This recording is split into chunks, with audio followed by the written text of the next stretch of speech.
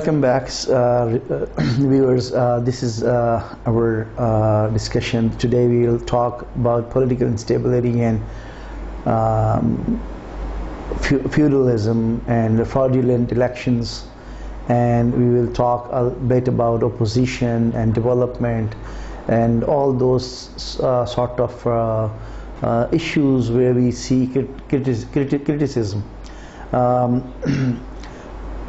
ہمارے ہر ڈسکشن میں، ہر پروگرام میں ہم یہ کوشش کرتے ہیں کہ ساتھ ساتھ میں اپنا ایک میسیج بھی ہم اپنے ینگ جنریشن کو دیتے رہیں کہ یہ جو اویئرنیس کی ڈسکشنز ہم کرتے ہیں، جہاں ہم مختلف ایشوز پہ، مختلف کرنٹ ایشوز پر، مختلف پرابلمس کو ڈسکس کرتے ہیں، مختلف چیزوں کو ڈیفائن کرتے ہیں کہ ڈیموکریسی کیا ہے، گورننس کیا ہے، کنسٹیٹیوشن کیا ہے، پولیٹیکل انسٹیبلٹی کیا ہے، گلوبل چیلنجز کیا ہیں، واٹر کے کانفلکٹس کیا ہیں، امریکہ اور پاکستان کے ریلیشن شپس کیا تھے، کیا ہیں، کیا ہونے جا رہے ہیں، کنٹری میں کیا ہونے جا رہا ہے، آخر یہ انسٹیبلٹی ہے، اگر یہ کرائسس ہے وہ کہاں ختم ہوگا، مہنگائی کی کیا سچویشن ہوگی، ان امپلائمنٹ، بے روزگاری کی سچویشن کیا ہوگی، اور غربت کا لیول کیا ہوگا، آج سے 5 سال بعد پاکستان کی سچویشن کیا ہوگی،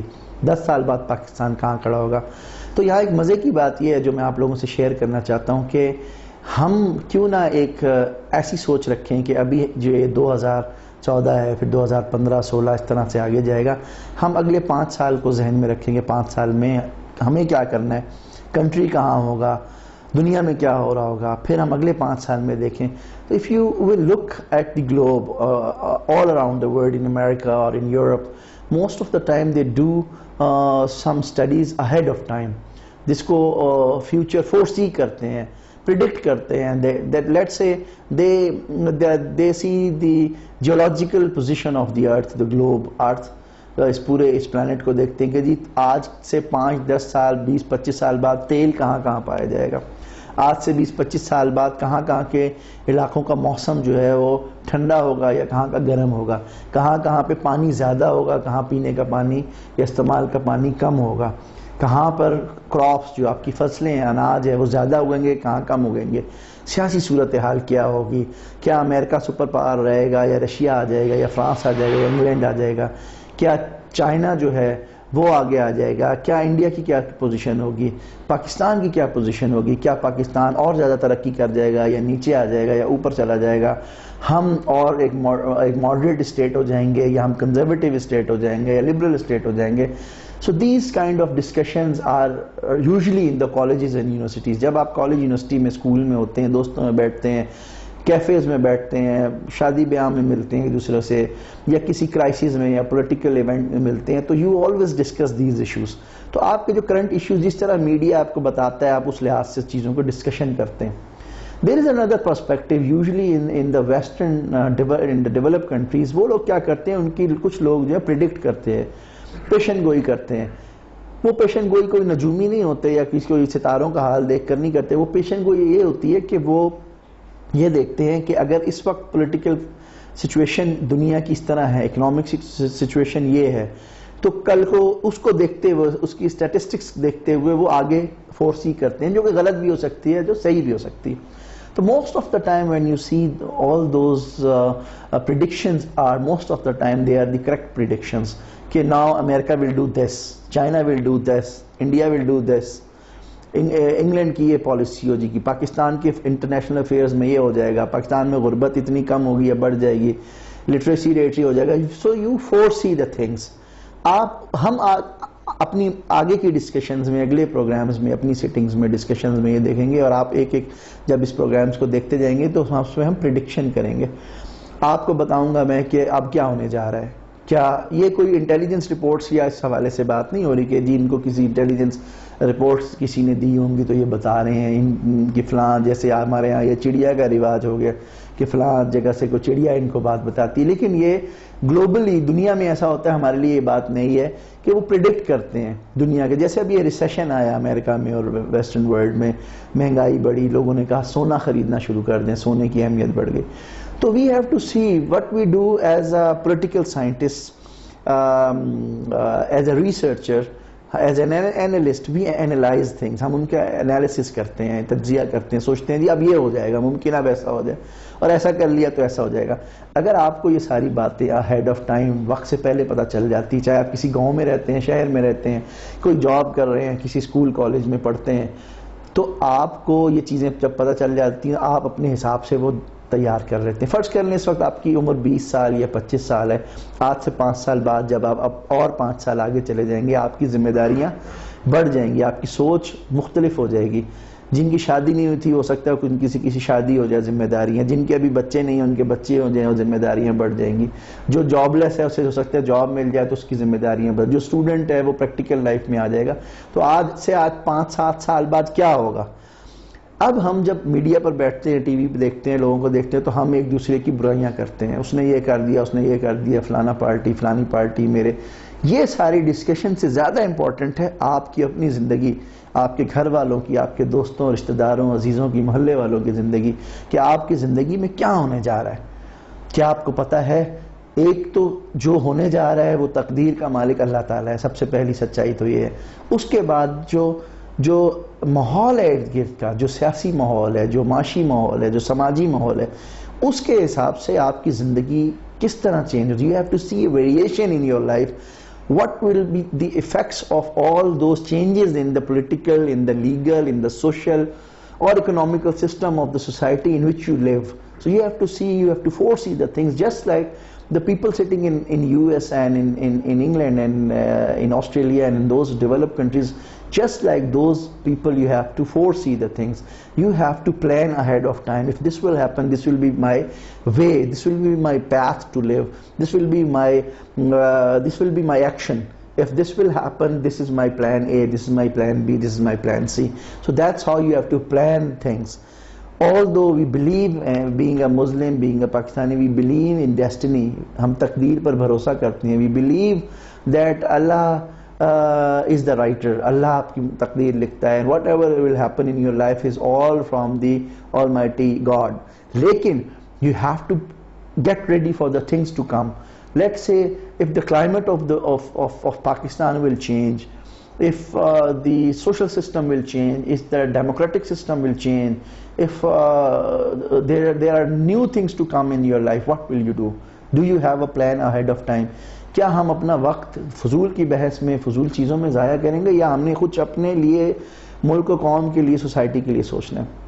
تو we usually talk about political instability. So let's talk about political instability. If that comes, what is the political instability? کیا سیاسی غیر یقینی کیفیت, اگر انسرٹینٹی آ جاتی ہے, عدم استحکام سیاسی طور پہ ہوتا ہے, تو what is that? Political instability we'll talk today. And before talking about political instability, I'll request all the young generation in Pakistan, those who are sitting in front of their monitors or TV and they are listening to me, I am requesting them to come and contribute, not financially, contribute your time for the needy and the sick people of the Pakistan and for those who are helpless. وہ لوگ جو لاچار, ضرورت مند اور غریب ہیں, بیمار ہیں, ان کی مدد کے لیے آپ اپنا ٹائم دیں. وہ کیسے دیں گے کہ آپ ہفتے میں 1-2 دن, ہفتہ اور اتوار ہم کیمپس لگائیں گے, آپ کے شہر میں, آپ کے گاؤں میں آئیں گے. ہم کراچی سے خیبر تک ہم مختلف جگہوں پہ جائیں گے. ہم کراچی, حیدرآباد, سکھر, لاڑکانہ, بدین, میرپور خاص, ان جگہوں سے ہوتے ہوئے ہم آگے رحیم یار خان, صادق آباد, ملتان, لیا, بھکھر, مظفر گڑھ اور راول پنڈی, گجرات, گجرانوالا, لاہور, اور اسی طرح سے آگے پنڈی, اسلام آباد سے لے کے پشاور تک, اور مردان, چارسدہ, کوہاٹ, بنو, اور اسی طرح بلوچستان میں ہم جو ہے خزدار میں, بیلا میں, مستونگ میں, چاغی میں, تربت میں, آواران میں, کوئٹہ میں ہم آئیں گے. قلعہ سیف اللہ جائیں گے, لورالئی جائیں گے.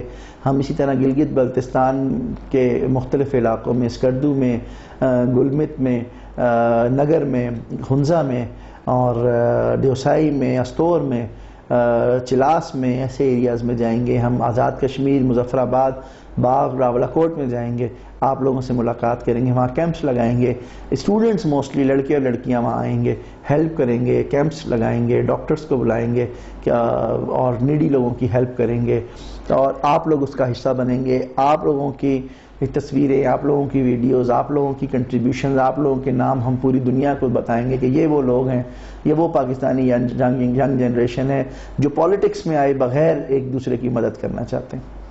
तो for today's discussion I talk a little bit about political instability या सियासी अदम इस्तेहकाम की बात करते हैं। More recently, democracy is criticized for not offering enough political stability, as governments are frequently elected on and off. There tends to be frequent changes in the policies of democratic countries, both domestically and internationally. Even if a political party maintains power, vociferous headline-grabbing protests and harsh criticism from the mass media are often enough to force sudden, unexpected political change. Frequent policy changes with regard to business and immigration are likely to deter investment and so hinder economic growth. For this reason, many people have put forward the idea that democracy is undesirable for a developing country in which economic growth and the reduction of poverty are top priorities.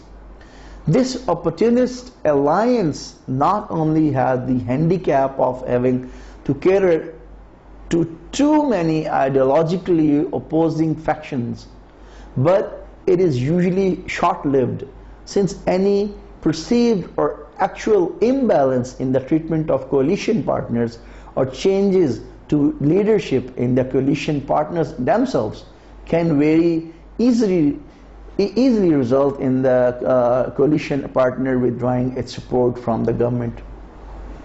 Nowadays we talk about fraudulent elections. So let's see कि ये इंतखाबात में धांधली की जो बातें हम करते हैं कि ये इंतखाबात में धांधली क्या है, क्या चीज़ है? How do you see this as in a global perspective? So in representative democracies, it may not benefit incumbent to conduct fair elections. A study showed that the incumbents who rig elections stay in office 2.5 times as long as those who permit fair elections. That's a very important thing. I'll repeat again. A study showed that the incumbents who rig elections stay in office 2.5 times as long as those who permit fair elections. In countries with income above per capita, democracies have been found to be less prone to violence.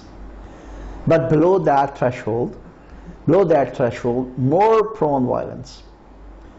Election misconduct is more likely in countries with low per capita incomes, small populations, rich in natural resources, and a lack of institutional checks and balances. Sub-Saharan countries as well as Afghanistan all tend to fall into that category. Governments that have frequent elections tend to have significantly more stable economic policies than those governments who have infrequent elections. However, this trend does not apply to governments that hold fraudulent elections. Then we talk about opposition. Okay, if there is a fraudulent election, there is a misgovernance. What is the role of opposition? What the opposition is really, what is all about opposition? Democracy in modern times has almost always faced opposition from the previously existing government, and many times it has faced opposition from social elites. The implementation of a democratic government within a non-democratic state is typically brought about by democratic revolution. Monarchy has traditionally been opposed to democracy, and to this day remains opposed to the abolition of its privileges, although often political compromise has been reached in the form of shared government. Post-Enlightenment ideologies such as fascism, Nazism, and neo-fundamentalism oppose democracy on different grounds, generally citing that the concept of democracy as a constant process is flawed and detrimental to a preferable course of development. So when we talk about a course of development, so we should know what a development really means. Several philosophers and researchers outlined historical and social factors supporting the evolution of democracy. Cultural factors like Protestantism influenced the development of democracy, rule of law, human rights, and political liberty. The faithful elected priests, religious freedoms, and tolerance has been practiced. Others mentioned the influence of wealth.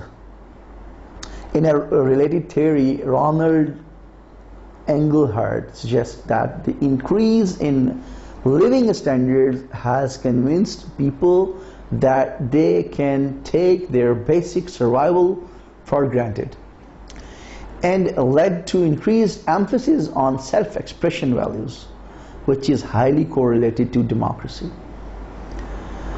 Coral Quigley concludes that the characteristics of weapons are the main predictor of democracy. Democracy tends to emerge only when the best weapons available are easy for individuals to buy and use.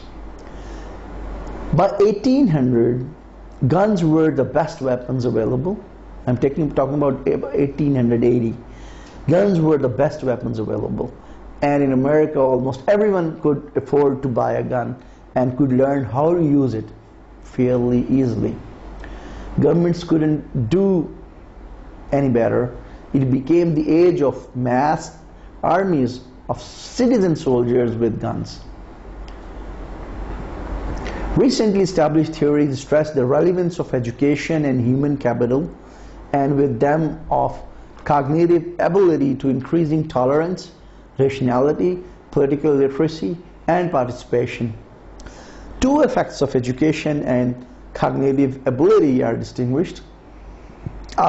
Cognitive effect competence to make rational choices, better information processing, a cognitive effect, and an ethical effect, that is support of democratic values, freedom, human rights, etc., which itself depends on the intelligence. Evidence that is consistent with conventional theories of why democracy emerges and is sustained has been hard to come by. Recent statistical analyses have challenged modernization theory by demonstrating that there is no reliable evidence for the claim that democracy is more likely to emerge when countries become wealthier, more educated, or less unequal. Neither in their convincing evidence that increased reliance on oil revenues prevents democratization, despite a vast theoretical literature called the resource curse that asserts that oil revenues sever the link between citizen taxation and government accountability, the key to representative democracy. The lack of evidence for the conventional theories of democratization have led researchers to search for the deep determinants of contemporary political institutions, be they geographical or demographic. In the 20th century, democracy has become such a popular method of reaching decisions that its application beyond politics to other areas such as entertainment, food, fashion, consumerism, urban planning, education, art, literature, science, theology has been criticized as the reigning dogma of our times. The argument is that applying a populist or market-driven approach to art and literature, for example, means that innovative creative work goes unpublished or unproduced. In education, the argument is that essential but more difficult studies are not undertaken. Science, which is truth-based discipline, is particularly corrupted by the idea that the correct conclusion can be arrived at by the popular vote. Robert Michaels asserts that although democracy can never be fully realized, democracy may be developed automatically in the act of striving for democracy. The peasant in the fable, when on his deathbed, tells his sons that a treasure is buried in the field. After the old man's death, the sons dig everywhere in order to discover the treasure. They do not find it, but their labor improves the soil and secures for them a comparative well-being. The treasure is the fable. In the fable may well symbolize democracy. Dr. Haider in his book Communism and the Emergence of Democracy maintains that the development of democracy should not be viewed as purely procedural or as a static concept, but rather as an ongoing process of meaning formation. Drawing on Claude Lefferts's idea of the empty place of power, that power emanates from the people but is the power of nobody, he remarks that democracy is reverence to a symbolic mythical authority, as in reality there is no such thing as the people or demos. Democratic political figures are not supreme rulers, but rather temporary guardians of an empty place. Any claim to substance such as the collective good, the public interest, or the will of the nation is subject to the competitive struggle and times for gaining the authority of office and government. The essence of democratic system is an empty place void of real people, which can only be temporarily filled and never be approached. The seat of power is there but remains open to constant change. As such, what democracy is, or what is democratic progress through history, as a continual and potentially never-ending process of social construction. Let me finish with this. Like in 2011, a study by a German military think tank has analyzed how peak oil might change the global economy. The study raises fears for the survival of democracy itself. It suggests that parts of the population could perceive the upheaval triggered by peak oil as a general system crisis. This would create room for ideological and extremist alternatives to existing forms of government. So we'll end up our discussion here with the promise that you, be a citizen of Pakistan, will come up and stand for the needy people, for the helpless people, for the sick people, for their rights, and you will bring some problems, some issues from your neighbors, from your street, from your relatives, or from your own, for us to focus and for us to help those who are in need. Inshallah, we will see you very soon in the parks, in the events. हम जब आपको बुलाएंगे, कुछ ऐसे parks में हम events रखेंगे जहाँ पर स्टूडेंट्स, लड़के और लड़कियाँ आएंगे, कैंप्स लगाएंगे, वहाँ आप कुछ एंजॉय करेंगे, क्रिकेट मैचेस खेलेंगे, कॉम्पिटिशन्स करेंगे, इवेंट करेंगे। साथ ही हम ज़रूरतमंद लोगों को बुलाएंगे, बीमार लोगों को बुलाएंगे, मज़दूरों को बुलाएंगे।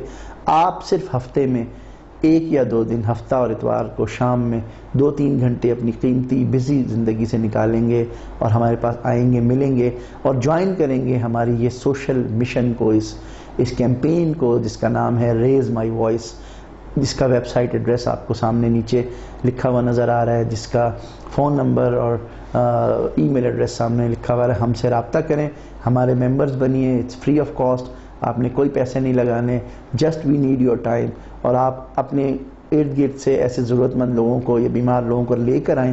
ہم بہت جلد اکتوبر میں اسلام آباد میں فاطمہ جناح پارک میں، اور لاہور کے فورٹریس اسٹیڈیم میں، کراچی میں جناح پارک میں، اور مختلف جگہوں میں اور مختلف شہروں میں آئیں گے، آپ سے ملاقات کریں گے. بی ود اس اینڈ انشاءاللہ we'll meet you soon. Thank you.